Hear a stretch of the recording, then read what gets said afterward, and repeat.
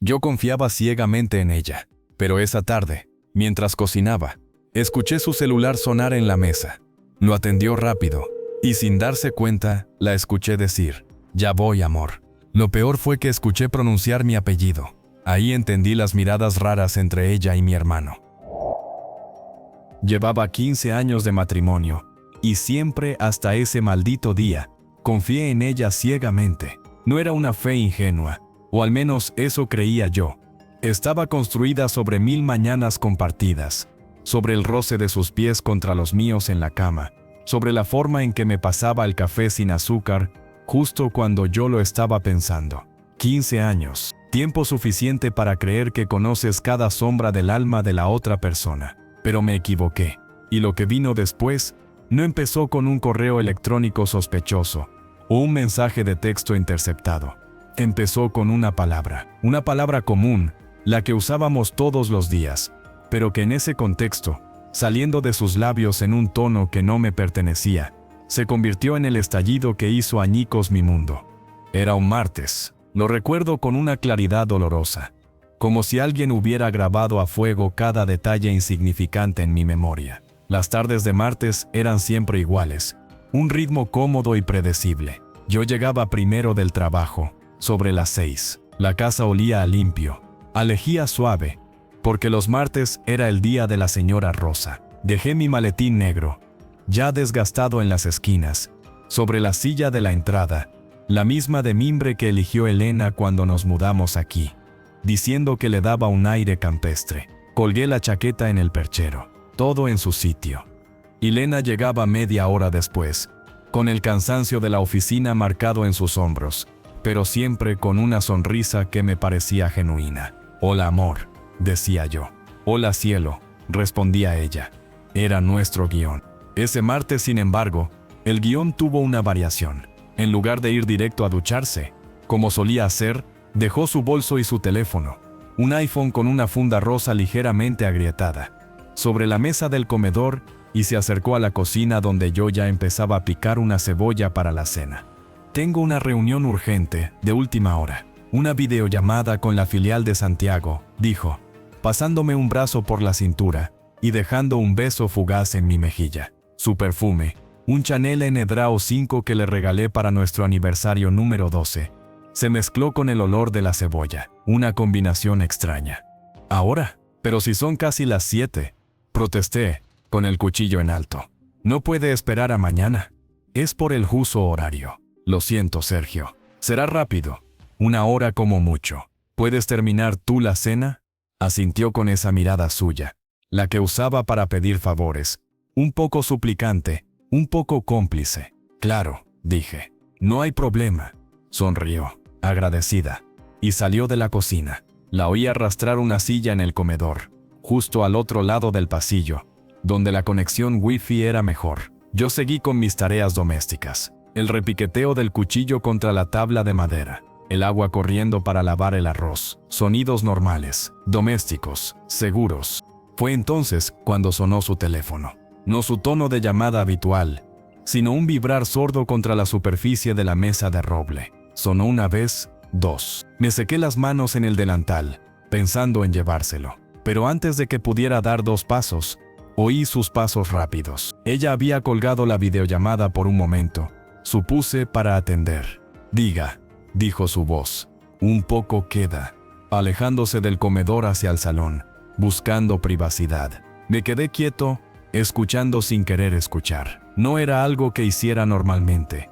Nuestra vida estaba hecha de espacios compartidos, no de fisuras. No pude oír la voz al otro lado, solo un murmullo bajo y masculino.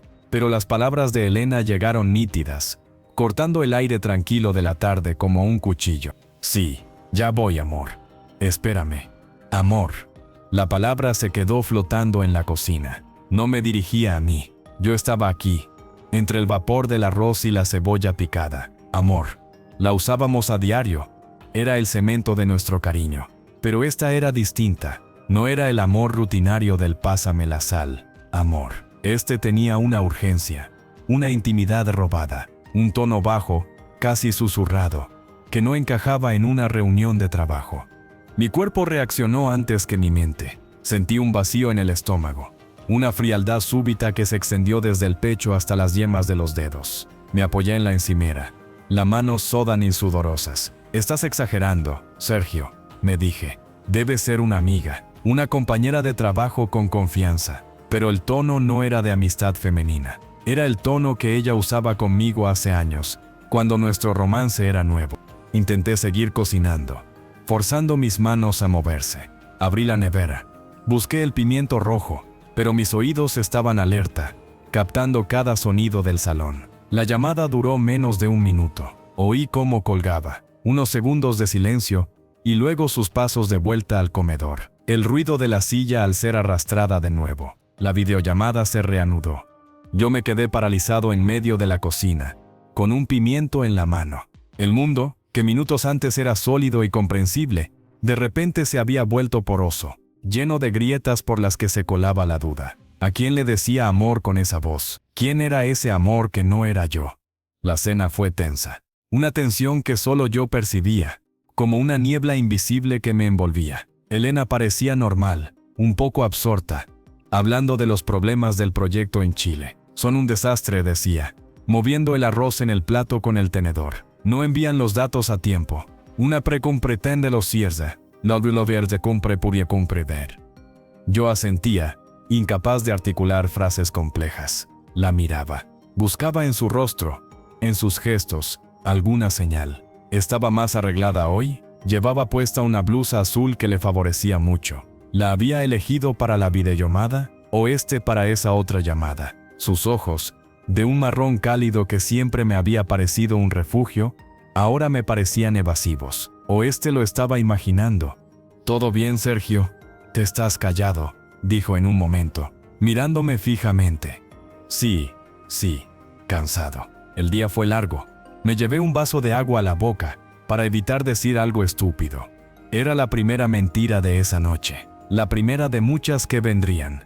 Después de lavar los platos, ella secó como siempre, nos sentamos en el sofá a ver la televisión. Era nuestro ritual, pero esa noche, la pantalla era solo un destello sin sentido.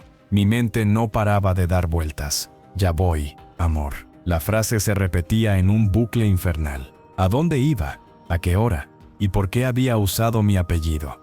Ah, sí, esa fue la segunda parte del golpe. La parte que en su momento pasó desapercibida bajo el impacto de la palabra amor, pero que más tarde, al reconstruir la escena una y otra vez en mi cabeza, cobró un significado aterrador. Después de decir, «Espérame», hubo una pausa. Y luego, Elena había añadido, con una risa leve, casi ahogada: «Sí, Martínez. Tranquilo, Martínez. Nuestro apellido». En el momento, mi cerebro, intoxicado por los celos repentinos, lo interpretó como algo dirigido a mí. Quizás estaba confirmando algo conmigo. Pensé de forma ilógica, pero no. Ella no me estaba hablando a mí. Le hablaba a él y usaba nuestro apellido. ¿Por qué? La única explicación que se me ocurría era tan sórdida, tan cliché de telenovela barata, que me negaba a aceptarla. Solo había otra persona, fuera de nuestro núcleo familiar directo, que compartía ese apellido. Mi hermano, Diego. Mi hermano menor por 3 años, el que se parecía a mí en la sonrisa, según decía mi madre. El que siempre había estado ahí, el que venía a cenar los domingos, el que bromeaba con Elena, le regalaba libros que sabía que le gustarían, el que me había ayudado a pintar la casa el verano pasado, el que me prestó dinero cuando la empresa atravesó esa mala racha. Mi hermano. No, era imposible. Estaba siendo paranoico, envenenado por una palabra mal escuchada, por un contexto equivocado. Diego era Diego, y Elena era Elena, la mujer que había sostenido mi mano cuando enterramos a mi padre, la madre de mi hija, Andrea, que entonces tenía 12 años y dormía plácidamente en la habitación de arriba. Me levanté del sofá, diciendo que iba a buscar un vaso de agua. En realidad, necesitaba escapar de esa sala, de la proximidad de su cuerpo, que de repente me resultaba ajena. Fui a la cocina, y me apoyé en el fregadero, respirando hondo. «Cálmate, hombre. Estás destruyendo 15 años de confianza por una tontería». Al volver, me fijé en su teléfono. Estaba allí, sobre la mesita de centro. al lado del mando a distancia. Una pequeña caja negra con respuestas. Sentí un impulso casi físico de cogerlo, deslizar el dedo por la pantalla y buscar en sus mensajes, en su historial de llamadas, pero no lo hice. Nunca habíamos revisado nuestros teléfonos. Era una línea que no habíamos cruzado. La confianza de nuevo. Esa maldita confianza. Esa noche, en la cama, dio la espalda para dormir, como hacía a menudo cuando estaba cansada. Pero por primera vez en años, ese gesto me dolió. ¿Era solo cansancio? ¿O este era el deseo de no mirarme a los ojos? Me quedé despierto horas, mirando el techo, escuchando su respiración tranquila, mientras mi mente construía y derrumbaba escenarios horribles.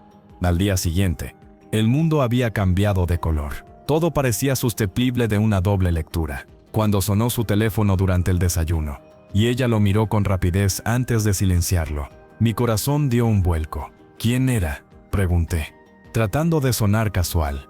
Spam, dijo sin levantar la vista del periódico digital en su tablet. Números de esos de promociones. Asentí. ¿Era spam o era él? La llevé al trabajo en coche, como siempre. El trayecto fue silencioso, pero no incómodo para ella. Para mí, cada semáforo en rojo era una eternidad. Bajó del coche con un «hasta luego, cariño» y un beso en la mejilla que me quemó. En lugar de ir directo a mi oficina, conduje sin rumbo durante un rato. Finalmente, aparqué cerca del río. Necesitaba pensar, necesitaba un plan. No podía vivir así, con esta sospecha royéndome por dentro. Tenía que saber, pero ¿cómo? Si le preguntaba directamente, lo negaría todo, y yo quedaría como un marido celoso y desquiciado. Si la vigilaba, no estaría yo mismo traicionando nuestro matrimonio. Decidí empezar por lo más fácil, lo más inocente. Diego. Lo llamé desde el coche. Oye, hermano, ¿qué tal? Bien, bien. ¿Tú? Suenas raro. Raro. No, nada. Oye, se me ocurrió que hace tiempo que no salimos a tomar una cerveza. Esta tarde, hubo una pausa mínima. Hoy no sé, Sergio. Tengo un lío de trabajo. ¿A qué hora sales? Pues, sobre las 7, pero tengo que pasar por un sitio antes. Un sitio. Mi mente lo tradujo al instante. Tengo que verme con ella. Ah, vaya. Otro día entonces, dije, esforzándome porque mi voz sonara normal. Claro, mañana sin falta. Te llamo. Colgó. Yo me quedé con el teléfono en la mano, mirando el agua gris del río. Su negativa no significaba nada. Podía ser verdad. Pero la pausa, la vaguedad de tengo que pasar por un sitio, alimentaron mi demonio interior. Esa tarde, cometí mi primera transgresión consciente. La primera de una larga lista que me convertiría en un extraño para mí mismo. A las 6:30 de la tarde, estaba aparcado en una calle lateral, a una manzana de la oficina de Elena. Había llamado a mi trabajo diciendo que no me encontraba bien. Mentira número 2. La vi salir a las 6:50 en punto. No tomó el camino habitual hacia casa. Caminó con decisión, con esos tacones que siempre le decía que le quedaban tan bien, en dirección al Parque del Oeste. La seguí a distancia, sintiéndome como un criminal. Mi corazón latía con fuerza, y cada vez que se giraba para mirar un escaparate, me escondía detrás de una farola o de un grupo de gente, sudando frío. Llegó al parque. Es un lugar bonito, con un lago artificial y bancos. Un sitio donde a veces íbamos los domingos con Andrea. Hoy estaba casi vacío. Ella se sentó en un banco semioculto tras un seto de adelfas. Miró su reloj. Esperaba a alguien. Los minutos se alargaron como horas. Cada persona que se acercaba por el sendero me hacía contener la respiración. ¿Sería un desconocido? Casi lo esperaba. Casi deseaba que fuera un hombre al que no conociera. Porque eso, por muy doloroso que fuera, no contendría la capa adicional de traición que estaba a punto de destapar. Y entonces, lo vi. No fue una sorpresa, porque en el fondo ya lo sabía. Pero verlo materializarse, ver su figura familiar acercarse al banco con una sonrisa que no era para mí, fue como recibir un puñetazo en el estómago. Era Diego. Llevaba su chaqueta de cuero marrón, la que le regalé por su cumpleaños el año pasado. Los vi desde lejos. Él se sentó a su lado. No se besaron, no se abrazaron. Fue algo peor. Un roce de manos furtivo, un hombro que se apoyaba contra el otro. Una intimidad cómoda, secreta, que hablaba de una complicidad larga y cultivada. Era la naturalidad del gesto lo que me mató. No era la primera vez que se veían allí. No pude escuchar lo que decían. Me quedé pegado a la sombra de un árbol, a unos 50 metros de distancia, sintiendo cómo el suelo se abría bajo mis pies. Mi mujer y mi hermano y mi mujer, las dos personas en las que más confiaba en este mundo. La traición no era solo sexual. Eso quizás habría sido más fácil de digerir. Un arranque de pasión. Esto era un universo paralelo, una vida entera de mentiras compartidas a mis espaldas, los trabajos tarde de Elena, los viajes de negocios de Diego, las miradas que había interpretado como complicidad familiar, las bromas que ahora entendía cargadas de doble sentido. Elena se rió. Una risa que me llegó débilmente a través del aire de la tarde. Una risa que antes era mi sonido favorito. Ahora sonaba a burla. No sé cuánto tiempo estuvieron allí, quizás 20 minutos. Luego, se levantaron, caminaron en direcciones opuestas, como si nada. Protocolo de espías. Diego se fue primero. Elena se quedó un rato más, mirando el agua del lago con una expresión que no pude descifrar. ¿Era felicidad? ¿Remordimiento? Luego se levantó y empezó a caminar hacia casa, hacia mí. Yo me apresuré a volver al coche. Conduje como un sonámbulo y llegué a casa antes que ella. Cuando abrió la puerta, yo estaba sentado en el sofá, con la televisión encendida, fingiendo normalidad. El olor a adelfas del parque parecía impregnar su ropa, o quizás era mi imaginación. «Hola», dijo. «Hola», respondí, sin mirarla a los ojos. Esa noche, mientras ella se duchaba, su teléfono volvió a ser el centro de mi universo. Esta vez, no pude resistirme. La duda había sido reemplazada por la certeza visual, y la certeza exigía detalles. Con manos temblorosas, lo cogí. No tenía contraseña, nunca la había necesitado. Un último vestigio de esa confianza ya muerta. Abrió la aplicación de mensajes. No había nada sospechoso allí. Los chats con sus amigas, con su madre, conmigo. Todo normal. Pero entonces recordé algo. Las conversaciones que no quieres que se ven, se borran. Busqué en la papelera de mensajes eliminados, vacía. Frustrado, casi a punto de arrojar el maldito aparato contra la pared. Abrí la aplicación del tiempo. Luego, la de noticias. Nada. Y entonces, por casualidad, deslicé el dedo hacia la izquierda, a una segunda pantalla de aplicaciones que rara vez usaba. Y ahí estaba, una carpeta llamada Utilidades. Y dentro de ella, una aplicación que no reconocía. Un icono verde con un símbolo de un candado. Telegram. El corazón me latía en el oído. La abrí. Pidió una contraseña. Probé su fecha de nacimiento. Error. La de Andrea. Error. Probé con Martínez. Error. Y entonces, movido por un instinto siniestro, tecleé Diego. La aplicación se abrió. No hubo necesidad de buscar. Había un único chat activo, en la parte superior. El contacto se llamaba Don. La última mensaje era de hace una hora. De él. Decía: «Esta noche no podré dormir pensando en ti». Y antes de ella: «Fue peligroso vernos tan pronto, pero lo necesitaba». Y antes, una foto que me dejó sin aliento. Era una selfie de los dos, sonriendo, con las cabezas juntas. No era en un hotel o un lugar sórdido. Era en nuestra casa, en el sofá donde yo estaba sentado en ese momento. Debía de haber sido tomada algún día que yo había salido con Andrea. Se veía de fondo el cuadro que compramos en Lisboa. Escrolé hacia arriba, con una náusea creciente. Mensajes de amor cursi, planes para un futuro juntos, críticas hacia mí. Sergio no sospecha nada. Es tan ciego, leyó uno de Elena. Se cree el matrimonio perfecto. Otro de Diego. Cuando podamos estar juntos sin escondernos. Amor. Pronto. Amor. La misma palabra. Ahora tenía un rostro. El rostro de mi hermano. Llegué a una conversación de hacía unas semanas. Hablaban de un viaje. Diego escribió: «Los pasajes para Málaga ya están listos. Una semana entera, lejos de aquí. Será nuestra segunda luna de miel. Málaga, donde habíamos ido de luna de miel nosotros. 15 años atrás».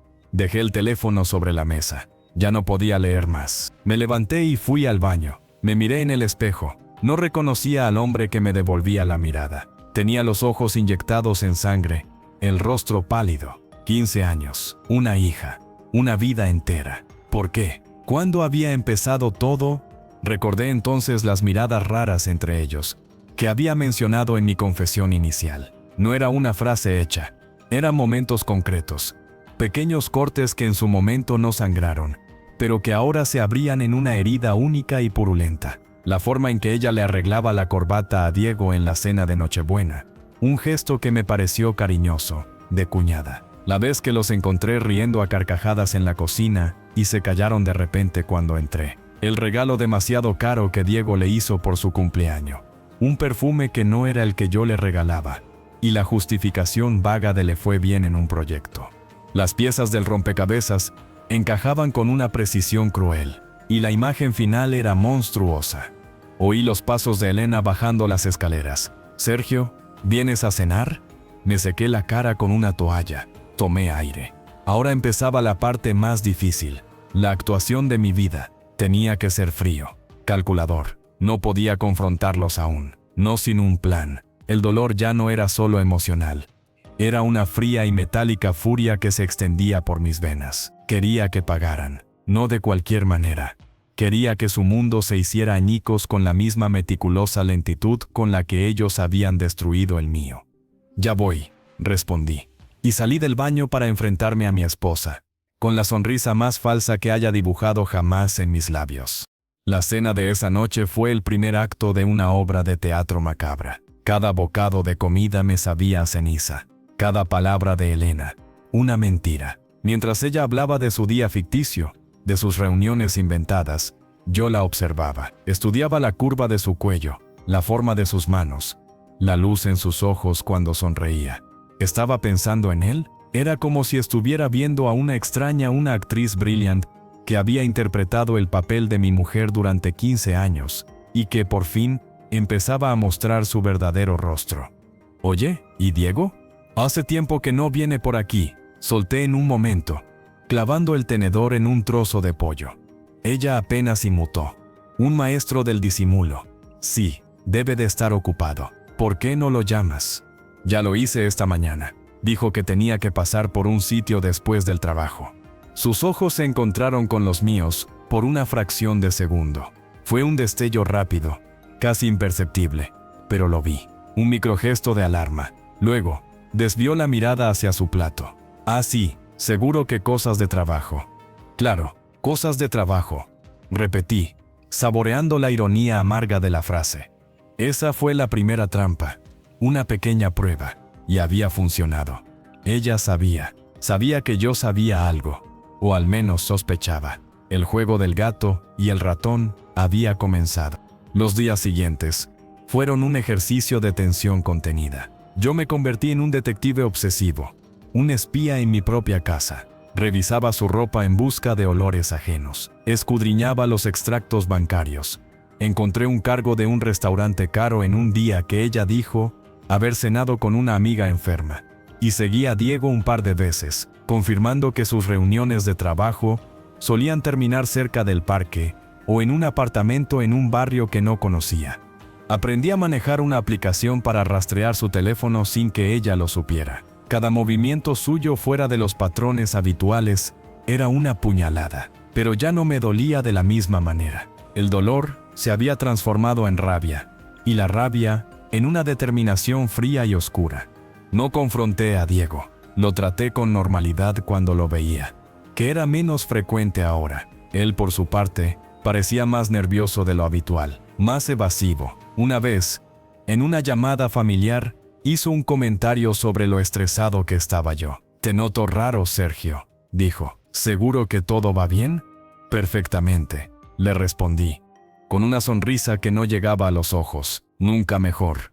Mientras tanto, planeaba mi venganza. No sería un arrebato de ira.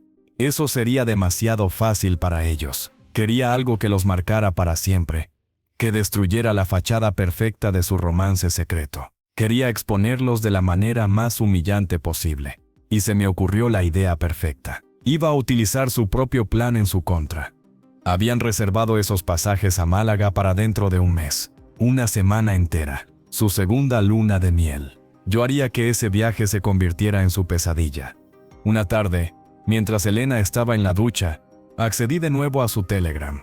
Esta vez, no solo para leer, tomé fotos de pantalla de todo, de los mensajes de amor, de los planes, de la foto en nuestro sofá, de la confirmación de los pasajes. Los guardé en una memoria USB que escondí en mi oficina. Era mi evidencia, mi bomba de relojería. Luego, esperé. La fecha del viaje se acercaba. La tensión en casa era palpable. Aunque solo yo era plenamente consciente de ella. Elena estaba más irritable. Discutíamos por tonterías, por los platos sin lavar, por la hora de llegada de Andrea de una fiesta. Eran peleas proxy, sustitutos de la gran confrontación que ambos sabíamos que se acercaba. Una semana antes de su partida, organicé una cena familiar. Invité a mi madre, a mi hermana y por supuesto a Diego. Quería verlos juntos, en mi territorio, sabiendo lo que sabía. Quería disfrutar de su incomodidad. Fue la cena más surrealista de mi vida. Mi madre hablaba de lo unidos que estábamos todos, de la suerte que teníamos. Diego y Elena apenas se dirigían la palabra, pero sus miradas se cruzaban con una intensidad eléctrica cuando creían que nadie los veía. Yo jugué al anfitrión perfecto, sirviendo vino, bromeando. Era el director de una obra de teatro absurda. En un momento, llevé a Diego a la cocina con la excusa de ayudarme a buscar otro corcho. Allí, lejos de los demás, lo miré fijamente. «Oye, ¿te pasa algo con Elena?», le pregunté, manteniendo la voz casual. Él palideció visiblemente. «¿Qué? No. ¿Por qué?». «No sé. La noto rara contigo últimamente, como si os hubierais peleado». Se rió, una risa forzada y nerviosa. «No, para nada. Estaremos cansados, supongo. Este mes ha sido duro». «Sí, muy duro», dije, sosteniendo su mirada un segundo más de lo necesario. Vi el miedo en sus ojos, el miedo a ser descubierto. Era delicioso. La noche antes de su viaje, Elena hizo las malas con una meticulosidad que me resultó obscena. Metía vestidos ligeros, bikinis, ropa para una aventura, no para una convención de trabajo, que era la cobertura que me había dado. «¿Seguro que no te importa que me vaya una semanita?», me preguntó, cerrando la maleta. «Sé que es mucho tiempo». «No, en absoluto. Tú descansa, te lo mereces», dije, desde la cama, donde fingía leer un libro. «Descansa, sí, en los brazos de mi hermano». Se acercó y me dio un beso en la frente. «Eres el mejor», susurró. Esa fue la gota que colmó el vaso. La hipocresía de ese gesto, de esas palabras, encendió la mecha de la furia que había estado conteniendo durante semanas. Ya no podía esperar. Mi plan original era exponerlos a su regreso. Pero de repente supe que no aguantaría. Tenía que ser ahora. Tenía que ser de una manera que les impidiera siquiera subir a ese avión. A la mañana siguiente, ella se levantó temprano, nerviosa, con esa energía contenida de quien va a vivir algo emocionante. Se despidió de Andrea con un abrazo extrañamente largo. A mí me dio un beso rápido en los labios. «Me voy. Te llamo cuando llegue». «Claro. Que tengas un buen viaje», dije. La vi salir por la puerta, arrastrando su maleta. Esperé 5 minutos. Luego, me vestí con rapidez. Agarré la memoria USB y mi teléfono. No iba a ir al trabajo. Iba a ir a casa de mi madre. Mi plan había cambiado. No iba a esperar a que regresaran. Iba a arruinar su luna de miel antes de que comenzara. Y lo haría delante de la única persona cuya opinión realmente le importaba a Diego, nuestra madre. Conduje hasta su casa, un piso pequeño en el centro que olía siempre a galletas recién hechas y a pasado. Llegué sin avisar. Ella se sorprendió al verme. «Hijo, ¿qué haces aquí a estas horas? ¿No deberías estar en la oficina?» «Mamá, tenemos que hablar. Es urgente». Mi voz sonaba grave, ronca. La preocupación se dibujó en su rostro arrugado. «¿Pasa algo? ¿Es Andrea? ¿Elena?» «Elena y Diego». Solté, sin preámbulos. La llevé a la salita. Me senté a su lado en el sofá de flores estampadas y conecté la memoria USB a su televisión inteligente, esa que le habíamos regalado para que viera sus series. Ella me miraba, confundida. «Sergio, ¿qué es todo este misterio?» «Vas a verlo, mamá». Abrí la carpeta con las capturas de pantalla. La primera que apareció en la pantalla gigante del televisor fue la selfie de ellos dos en nuestro sofá, sonriendo, con la cabeza juntas. Mi madre se quedó en silencio. Parpadeó, como si no entendiera lo que veía. ¿Pero qué es esto? ¿Cuándo se sacaron esta foto? Sigue mirando, mamá.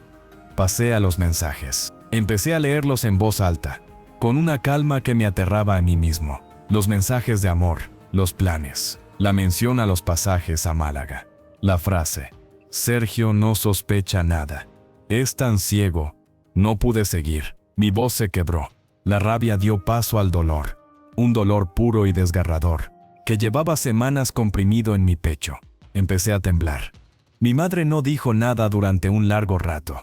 Solo miraba la pantalla, con una mano tapándose la boca. Sus ojos se llenaron de lágrimas que empezaron a resbalar por sus mejillas. Y vi cómo el entendimiento, y luego el horror, se apoderaban de su rostro. «Dios mío», susurró finalmente. «Dios mío, Sergio, mi hijo, mis hijos». Y entonces, se desplomó sobre mí, abrazándome con una fuerza que no sabía que tenía. Y los dos lloramos allí, en su salita iluminada por el sol de la mañana, mientras en la pantalla permanecía la prueba gráfica de la traición más profunda imaginable. La confesión estaba hecha. La bomba había estallado. Pero la guerra lo sabía. Solo acababa de comenzar. Ahora venía lo peor. Las llamadas, las explicaciones, la confrontación pública, el dolor de Andrea, la ruptura de la familia. Había destapado la caja de Pandora, y ya no había vuelta atrás. Miré a mi madre, a sus ojos llenos de un dolor que yo le había infligido al mostrarle la verdad. Y supe que aunque hubiera ganado esta batalla, todos habíamos perdido algo que nunca podríamos recuperar. La vida, tal y como la conocíamos, había terminado. Y lo único que quedaba por delante era el largo y doloroso camino de recoger los pedazos. El sonido de nuestro llanto era lo único que llenaba la habitación. Un llanto gutural, desgarrado, que salía de un lugar que no conocía dentro de mí. Mi madre me apretaba contra su pecho, como cuando era niño y me hacía daño en las rodillas. Pero esta herida no estaba en la piel. Estaba en todo lo que yo era, en todo lo que había creído ser. Su cuerpo, pequeño y frágil, temblaba contra el mío. «Lo siento, mamá», conseguí decir entre sollozos. Mi voz era apenas un hilito de aire. «Lo siento por tener que enseñarte esto». Ella se separó un poco. Cogió mi cara entre sus manos, ásperas por los años de trabajo. Sus ojos, del mismo marrón que los míos, estaban empañados por un dolor que le añadía 10 años de golpe. «No, hijo mío, no tienes que disculparte. Ellos son los que tendrán que responder por esto». Su voz, normalmente suave, tenía un filo de acero que nunca le había oído. Era el tono de una madre cuya cría había sido atacada. Y en ese momento, yo era la cría, no el hombre de 42 años que se desmoronaba en su sofá. La desconexión de la realidad empezó a ceder, reemplazada por una urgencia fría y práctica. Miré el reloj, las 9:17 de la mañana. El vuelo de Elena a Málaga salía a las 13:50. Diego seguramente estaría ya en el aeropuerto, o de camino, con una sonrisa de idiotas pensando en la semana que le esperaba. «Todavía están aquí», dije, secándome la cara con la manga de la camisa. El dolor comenzaba a cuajarse de nuevo en esa rabia metálica que me había sostenido las últimas semanas. «No han salido aún». Mi madre me miró, comprendiendo al instante. «¿Qué vas a hacer, Sergio?» «Impedir que se vayan». Me levanté. Las piernas me temblaban, pero me sostenían. «No se van a escapar de esto. No se van a ir a disfrutar de su puta luna de miel como si no hubiera pasado nada». La palabrota resonó en la habitación decorada con santos y fotos familiares. Mi madre no parpadeó. «Voy contigo», dijo con una determinación que no admitía discusión. Se puso en pie, arreglándose el delantal. «Mamá, no hace falta. Esto va a ser». «Voy contigo», repitió, cogiendo su bolso y las llaves del piso. «Ese es mi hijo también, y lo que ha hecho, necesita una bofetada de su madre y de su hermano». No discutí. En el fondo, necesitaba su presencia, necesitaba un testigo de lo que estaba a punto de suceder, un ancla a la cordura, mientras yo me adentraba en la tormenta. El trayecto al aeropuerto fue surreal. Conduje en un silencio tenso, esquivando el tráfico con una agresividad que no era habitual en mí. Mi madre miraba por la ventana, sus manos agarradas a su bolso blanco. ni la radio estaba encendida. El único sonido era el zumbido de los neumáticos sobre el asfalto y el latido de mi sangre en los oídos. ¿Y si ya han pasado control?, preguntó ella, con voz tranquila, cuando las señales del aeropuerto empezaron a aparecer.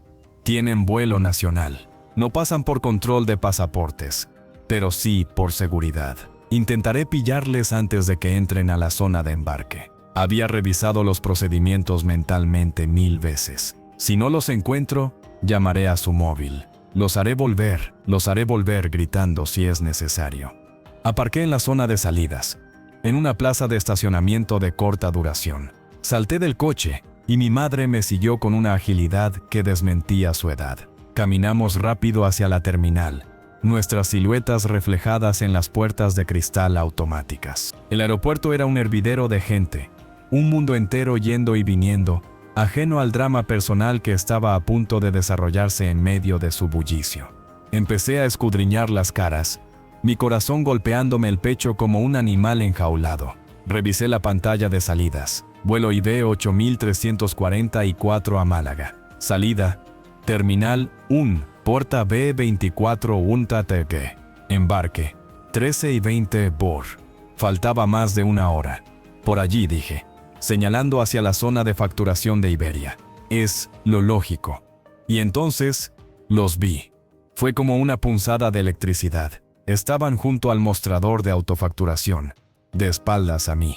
Él con una camisa hawaiana ridícula y gafas de sol en la frente, cargando su mochila. Ella, con un vestido veraniego azul claro, el mismo que yo le había dicho que le quedaba precioso el verano pasado. Y sus gafas de sol también. Se reían. Él le susurró algo al oído, y ella rió. Un sonido alegre y libre que me atravesó como una lanza. Llevaban las maletas juntas, una grande y una pequeña, como un verdadero matrimonio. Mi madre me agarró del brazo con fuerza. «Sergio», dijo, en un tono de advertencia. Pero ya era tarde, ya estaba en movimiento. La rabia, la traición, el dolor de semanas, todo se condensó en un torrente que me impulsó hacia adelante. Caminé hacia ellos, esquivando carritos de equipaje y grupos de turistas. Mi visión se había reducido a un túnel, y en el centro estaban sus dos figuras, riendo, felices, en su burbuja de mentira. No grité, no corrí. Mi aproximación fue silenciosa, mortalmente calmada. Fue Diego quien me vio primero. Sobre los hombros de Elena, su sonrisa se congeló. Sus ojos se abrieron de par en par, reflejando primero la sorpresa y luego, una fracción de segundo después, el puro terror. Elena, al ver su expresión, se giró. El color se desvaneció de su rostro. Su sonrisa se esfumó, dejando sus labios entreabiertos. Bajó lentamente las gafas de sol hasta la punta de la nariz, como si no pudiera creer lo que veía. «Sergio», logró articular. ¿Qué haces aquí?» Me detuve a 1 metro de ellos. Podía sentir la tensión irradiando de sus cuerpos. El ruido del aeropuerto pareció apagarse de repente. «Pensé que te ibas a una convención de trabajo, Elena», dije, y mi voz sonó extrañamente serena, como si la hubiera prestado otra persona. «¿O es que en Málaga las convenciones son para dos?» Diego dio un paso adelante, instintivamente poniéndose un poco delante de ella, un gesto protector que hizo hervir mi sangre. «Sergio, esto no es lo que parece», empezó a decir, con la voz temblorosa. «Podemos explicarlo». «¿Explicar qué, hermano?» Escupí la palabra hermano, con un desprecio que lo hizo retroceder, como si lo hubiera golpeado. «¿Qué vas a explicar? ¿Que esto es un viaje de negocios? ¿O que soy solo amigos?» Saqué mi teléfono del bolsillo. No iba a darles tiempo a tejer más mentiras. «¿Queréis explicarle esto a mamá?» En ese momento, ellos vieron a mi madre, que se había quedado unos pasos detrás de mí, con los brazos cruzados y una mirada que podría haber helado el sol. La expresión de Diego fue de un horror absoluto. «Mamá», murmuró, y su postura de hombre seguro se desinfló por completo, dejando al descubierto a un niño asustado. «No me llames así», dijo mi madre, con una voz tan fría y cortante que hasta yo me estremecí. «No después de lo que has hecho». Elena miró a mi madre, luego a mí, luego a Diego. Su cara era un mosaico de miedo y pánico. La gente a nuestro alrededor empezaba a mirarnos. Un guardia de seguridad lanzó una mirada inquisitiva. Por favor, Sergio, suplicó Elena, bajando la voz. No aquí. Podemos hablar en otro sitio. Te lo explico todo. ¿Todo? Repetí, subiendo el volumen solo un poco, lo justo para que las personas más cercanas pudieran oír. ¿Vas a explicarme todo, Elena? ¿Los mensajes de Telegram? ¿La foto en nuestro sofá? ¿Los planes de boda que hacéis en vuestros chats? ¿Las veces que te metiste en mi cama después de estar con él? Cada palabra era un martillazo. Ella retrocedió, como si físicamente la estuviera golpeando. Las lágrimas empezaron a brotar de sus ojos, pero esta vez no me conmovieron, solo alimentaron mi furia. Sergio, por el amor de Dios, intervino Diego, intentando recuperar un ápice de control. Estás haciendo una escena. Una escena, rugí. Y esta vez mi voz estalló en el vestíbulo, haciendo callar las conversaciones a nuestro alrededor. ¿Y qué cojones es esto que habéis montado vosotros durante quién sabe cuánto tiempo? Esto no es una escena. Mi mujer y mi hermano. La palabra hermano resonó por la terminal. Las miradas de los extraños se volvieron abiertamente curiosas, luego comprensivas, luego acusadoras. Señalaban a Diego y a Elena con el dedo. Susurraban. Se había roto el hechizo de su viaje idílico. Ahora estaban en el escenario, bajo los focos, y el público los juzgaba. Elena se cubrió la cara con las manos, sollozando. Lo siento, lo siento. Demasiado tarde para eso, dije, con un desprecio infinito. Me volví hacia Diego. ¿Y tú? Nada que decir, ninguna excusa ingeniosa. Diego me miró, y por un segundo, vi algo más que miedo en sus ojos. Vio odio, un odio profundo y resentido. Tú siempre tan perfecto, ¿verdad, Sergio? El marido ejemplar, el hermano mayor que todo lo soluciona. ¿Nunca se te pasó por la cabeza que quizás ella no era feliz? Su contraataque me tomó por sorpresa, no por su veracidad, que era nula, sino por su audacia. Estaba intentando darle la vuelta a la tortilla, echarme la culpa a mí, que no era feliz, repetí, acercándome a él hasta que nuestras narices casi se tocaban. Podía oler su colonia, una que yo le había recomendado, y la solución era acostarse con su cuñado. ¿Esa es tu idea de hacerla feliz? ¿Destrozar una familia?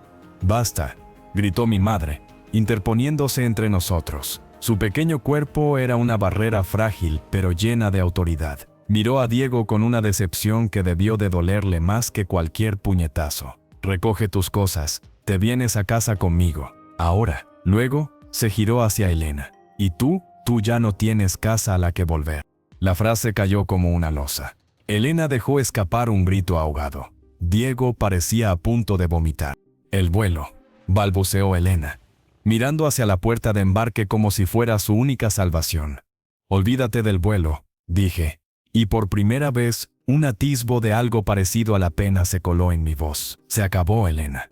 Se acabó todo.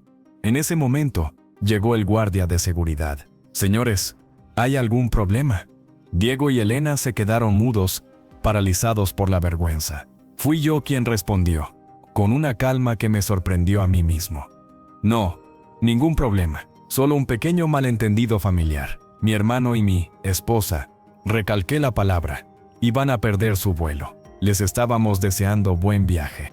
El guardia nos miró con escepticismo, pero al ver que no había violencia física, asintió con reticencia y se alejó un poco, manteniéndonos vigilados.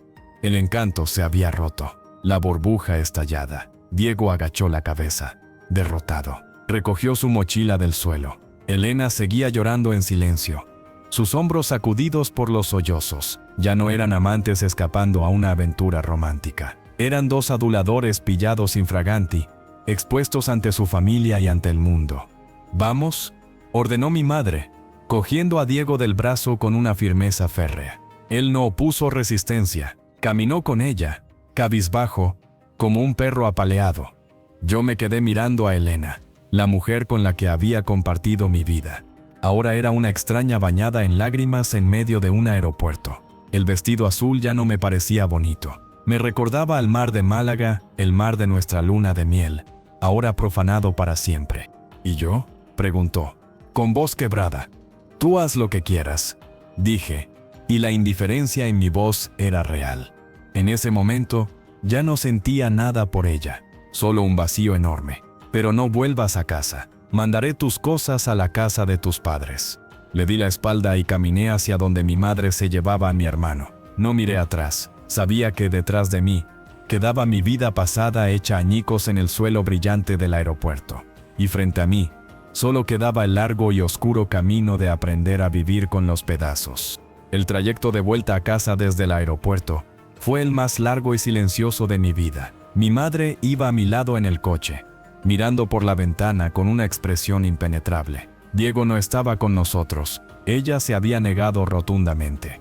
Que se vaya a su apartamento, había dicho con una frialdad que helaba la sangre. No puedo mirarlo a la cara ahora mismo, Sergio. Lo siento.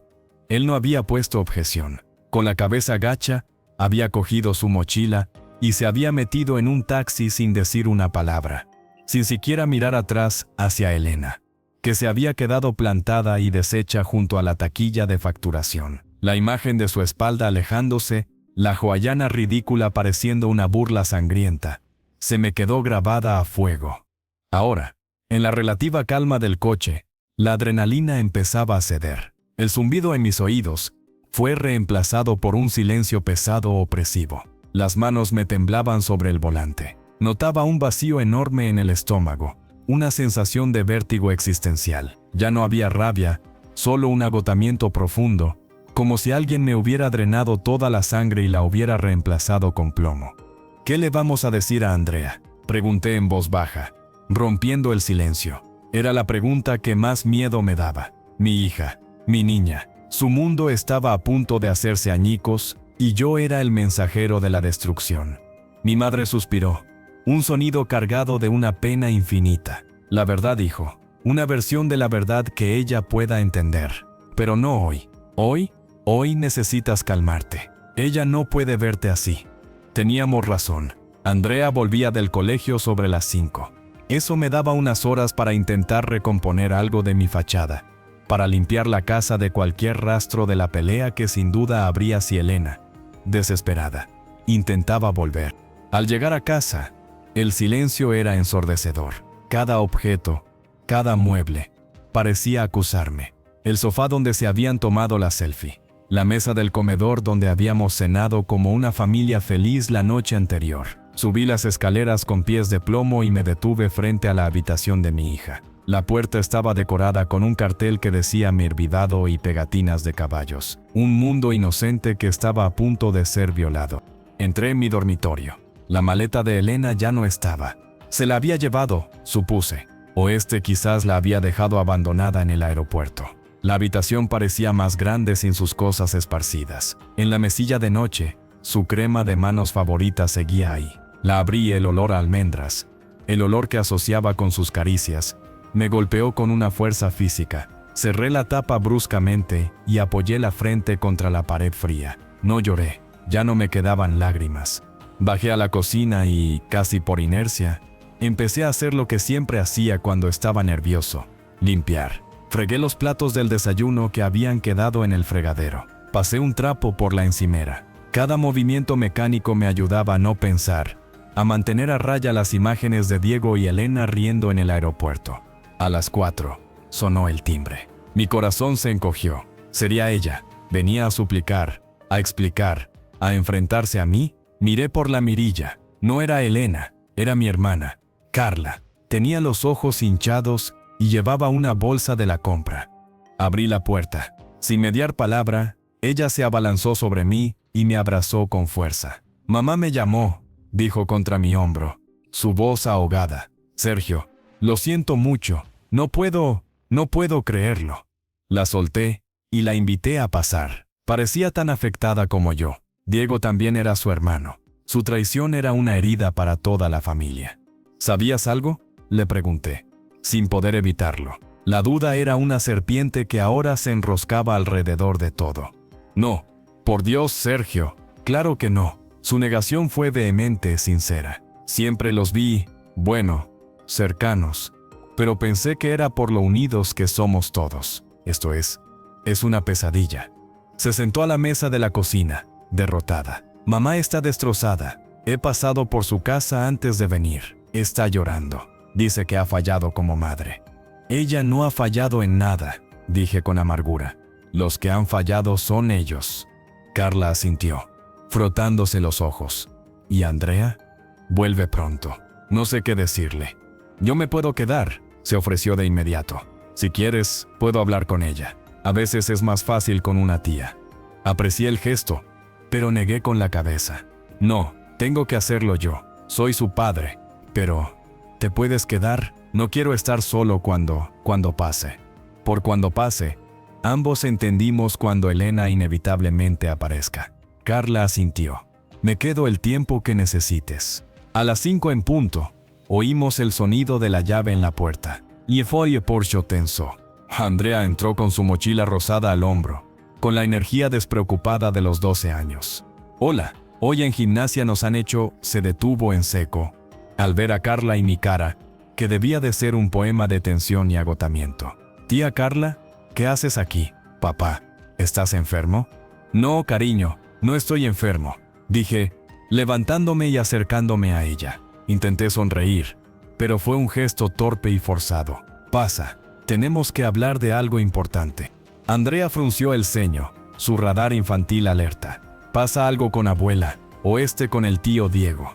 El nombre de Diego en su boca me dio un vuelco al corazón. Siéntate, Andrea.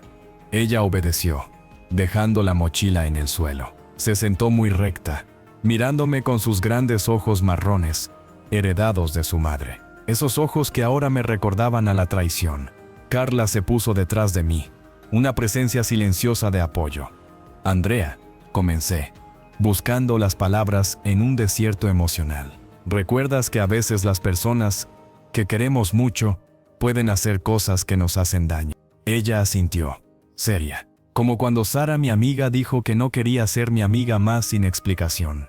Sí, algo así, pero más grande. Respiré hondo. Tu madre, mamá y el tío Diego han hecho algo que ha hecho mucho daño a papá y a toda la familia. ¿Se han peleado?, preguntó ella, inocente. Algo más que una pelea, cariño. Han roto una promesa muy importante. La promesa de la familia. Evité las palabras crudas. Por eso, mamá no va a vivir aquí por un tiempo. El rostro de Andrea se descompuso. La confusión dio paso a una comprensión lenta y dolorosa. ¿Te vas a separar? Sus ojos se llenaron de lágrimas instantáneamente.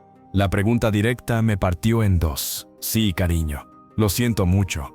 ¿Pero por qué?, gritó, levantándose de la silla. No quiero. Fue por la discusión de anoche. Diles que lo sientes, papá. Me arrodillé frente a ella, cogiendo sus manos, que intentaban soltarse. No fue por una discusión, Andrea. Fue algo muy grave. Algo que mamá y el tío Diego hicieron juntos y que no se puede arreglar con un lo siento. Ella me miró, y en sus ojos vi un destello de comprensión más adulta de lo que esperaba. Quizás los niños captan más de lo que creemos. Las miradas raras, las risas que se cortaban, las ausencias. ¿Es por el tío Diego?, preguntó en un susurro. ¿Es que mamá lo quiere más que a ti? La crudeza de su pregunta me dejó sin aire. Carla dio un paso adelante y puso una mano tranquilizadora en el hombro de la niña. No se trata de querer más o menos, Andrea, dijo Carla con suavidad. A veces los adultos se equivocan de una manera muy grande. Y cuando pasa eso, duele mucho, y es muy difícil arreglarlo. Andrea rompió a llorar. Un llanto desconsolado que me atravesó el alma. La abracé fuerte contra mi pecho, y sentí su pequeño cuerpo temblar. Yo la sostuve, rogando por su inocencia perdida, por su mundo roto. Por encima de su cabeza, mis ojos se encontraron con los de Carla. En ellos vi la misma determinación sombría. La batalla en el aeropuerto había sido solo el primer asalto. La guerra por la normalidad, por la supervivencia emocional de mi hija, acababa de comenzar. Esa noche, después de que Carla se fuera, y de que lograra arrullar a una Andrea exhausta y llorosa hasta que se durmió, me senté solo en el salón a oscuras. El silencio de la casa era ahora diferente. Ya no era opresivo, sino expectante. Sabía que el teléfono iba a sonar. Era solo cuestión de tiempo. Y sonó. La pantalla del móvil iluminó la penumbra. Era Elena. La miré parpadear. 1, 2, 3 veces. Cada vibración era un latigazo. ¿Qué podría decirme? ¿Qué explicación podría ver que no fuera un insulto más a mi inteligencia. Al final, no descolgué. Dejé que sonara hasta que se activó el buzón de voz. Un minuto después, llegó un mensaje de texto. Lo abrí. Sergio, por favor, necesito hablar contigo. Necesito ver a mi hija. Lo siento con toda mi alma. Fue un error terrible.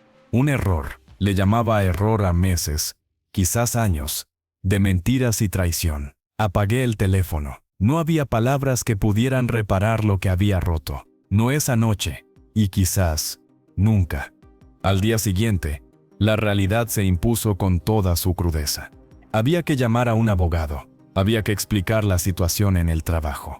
Había que cambiar la cerradura de la puerta.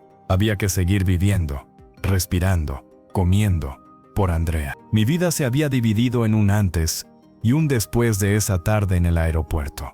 Y el después se presentaba largo, doloroso y lleno de preguntas sin respuesta. Pero tenía que caminarlo, paso a paso, respiración a respiración, por mi hija y por lo que quedaba de mí. Un año después, el olor a pintura nueva y a tierra mojada de las macetas aún flotaba en el aire del pequeño patio. No era la casa de antes, con su jardín y sus 15 años de recuerdos incrustados en las paredes. Este era un piso más modesto, en un barrio distinto, con 3 habitaciones justas y una vista a otros edificios. Pero era mío, nuestro, solo de Andrea y mío. Había pasado un año, 365 días, que a veces habían parecido décadas y otras. Un parpadeo de dolor nítido. Hoy era sábado, y como todos los sábados por la mañana, sonó el timbre a las 10 en punto. Fui yo quien abrió. Ya no sentía aquel nudo de ansiedad y rabia en el estómago, solo una resignación tranquila, un poco cansada. Elena estaba en el rellano. Parecía más delgada, o quizás era la ropa holgada que llevaba. Su melena, que siempre había cuidado con esmero, ahora tenía mechas canas que no se teñía. En la mano sostenía la mochila de deporte de Andrea. «Hola, Sergio», dijo, con una voz que había perdido para siempre su tono alegre y confiado. Ahora era plana, cuidadosa. «Hola», respondí, sin sonreír, pero sin hostilidad. Le cogí la mochila. «¿Todo bien?» «Sí. El partido de fútbol terminó pronto. Dice que tiene un trabajo para el colegio que hacer contigo». «Así es, un mural sobre el sistema solar», asintió.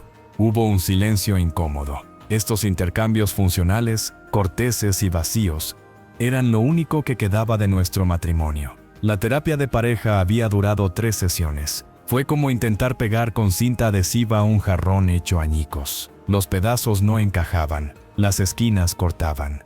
Lo único que importaba, el único puente que quedaba en pie, estaba a punto de aparecer. «Mamá», gritó Andrea, apareciendo por el pasillo con unos pantalones cortos manchados de pintura verde. Corrió hacia la puerta y le dio un abrazo rápido a Elena. «Ganamos 3 de enero. Metí un gol». «Enhorabuena, cariño», dijo Elena. Y por un segundo, su rostro se iluminó con un destello de la mujer que había sido. Un destello que se apagó tan rápido como había llegado cuando sus ojos se encontraron con los míos por encima de la cabeza de nuestra hija. «¿Trajiste el libro de ciencias?», le pregunté a Andrea. «Sí, está en mi habitación». «¿Empezamos ya, papá?» «En 5 minutos. Deja que tu madre se despida». Andrea asintió y desapareció de nuevo en el piso, dejándonos otra vez solos en el umbral. La puerta abierta era una metáfora demasiado clara de la distancia que nos separaba. «Bueno, entonces, el domingo por la noche, como siempre», dijo Elena, aferrándose al horario establecido como un salvavidas. «Sí, la recojo yo del colegio a las 5. Vale, que paséis un buen fin de semana. Tú también». Ella dio media vuelta y comenzó a bajar las escaleras. La observé alejarse, su figura cada vez más pequeña. Ya no sentía odio. La rabia se había consumido, dejando tras de sí una ceniza gris de pena. Pena por lo que fuimos, por lo que pudimos haber sido y por el precio tan alto que todos habíamos pagado. Cerramos la puerta y me uní a Andrea en el salón, donde ya había extendido un plástico en el suelo y sacado los botes de pintura. El mural del sistema solar era un caos glorioso de colores. Júpiter tenía una mancha roja desproporcionada, y Marte parecía más una fresa. pero ella estaba concentrada, con la lengua afuera, pintando con determinación. «Papá, ¿el tío Diego sigue en Irlanda?», preguntó de repente, sin levantar la vista de su pincel. La pregunta me pilló por sorpresa. Diego, el nombre ya no era una puñalada, sino un pinchazo sordo y lejano. Había dejado su trabajo y se había ido del país 3 meses después del escándalo. Dijo que necesitaba empezar de cero, lejos del murmullo de la familia y de los amigos. Mi madre había sido la más afectada por su partida. Aún no le perdonaba del todo, pero hablaban por teléfono una vez al mes. Conversaciones cortas y tensas. «Sí, cariño, sigue allí». «¿Y está bien?». «Supongo que sí». No tenía más información, y no quería tenerla. Su exilio autoimpuesto era la consecuencia lógica de sus actos, un precio que había elegido pagar. Andrea dejó el pincel y me miró.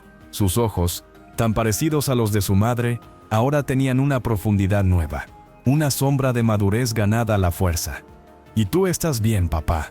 La sencillez de la pregunta me desarmó. Durante meses, todo el mundo me había preguntado cómo estaba con esa voz compungida de lástima. Pero la pregunta de Andrea era genuina, curiosa. Sonreí, y esta vez fue una sonrisa real, aunque pequeña. «Sí, Andrea, estoy bien». Y era verdad. No era una felicidad vibrante, ni la placidez de antes. Era una paz frágil, construida ladrillo a ladrillo con terapia, con tardes de juegos de mesa con mi hija, con la difícil pero liberadora decisión de perdonar para mí, no para ellos. Perdonar no significaba reconciliarme o olvidar. Significaba soltar el peso de la rabia que me estaba envenenando. Significaba aceptar que mi historia tenía este capítulo negro, pero que no definía todo el libro. «Me alegro», dijo ella, y volvió a su pintura satisfecha. Al caer la tarde, el mural estaba terminado. Era un desastre precioso. Lo colgamos con cinta adhesiva en la pared del salón, tapando una antigua marca de agua. Era imperfecto, caótico y lleno de color, como nuestras vidas ahora.